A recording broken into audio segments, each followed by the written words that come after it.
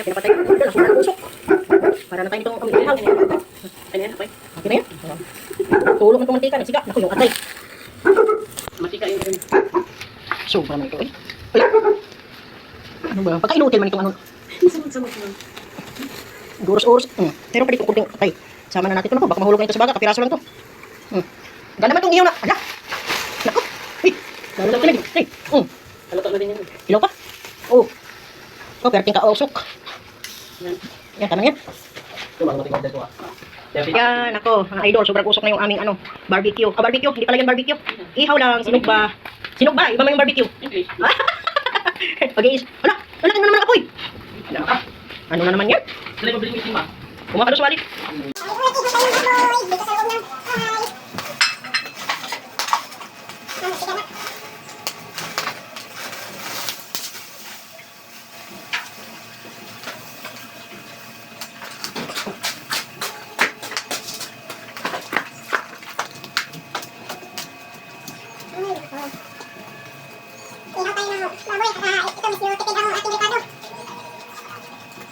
Medyo mausap lang.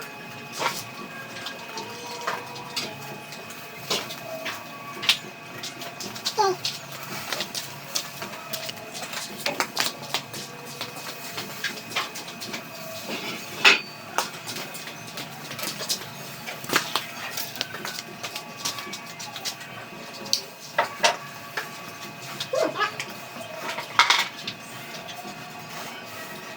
Nagsisigas ng mantika. Patayin natin.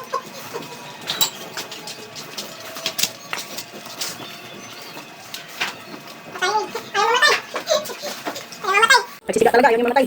Ay nako, kayami-yami. Ang ulam ko, pero nag-apoy ang apoy yan. Ba't papatayin? Sunog man itong ulam ko ito. Nagano ako. Ano? Ewan ko kung nasaan na yun. Mamaya hanapin ko. Yummy, nasunog na. Nasunog na, mga idol ang aking niluluto. Nag-aapoy na itong aking uling.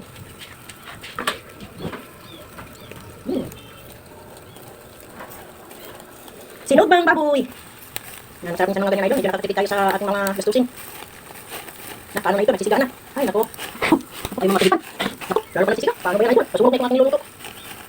Usok sa loob ng bahay namin, oh. Halos di makita. Labas muna ako. Oh my God. Pamilin na dito, wala ng usok. Paano, sub-sub na sa, sa inihaw yung nguso. Nauna na eh. Taka na sila sa nauna na sa inyo. Oh. Iyak sila, wala silang inula, nakasub-sub na. Ano ba eh?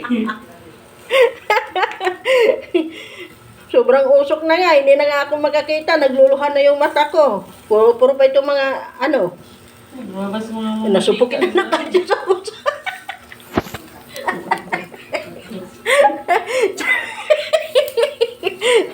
Punas-punas sa mata, hindi na makakita. Anak ko, nakakatawa talaga itong pagluluto namin itong inihaw. Kaya dito kami sa loob ng bahay nagluto.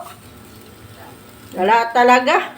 Wala, may gumagawa sa labas eh. Pag sabay ko eh, iyak din sila dun. Oo. Hindi na kami makakita dito mga idol sa usok. Sobra talaga usok ng aming inihaw. Oh, konti lang naman yung aming niluto pero ang usok, sobra.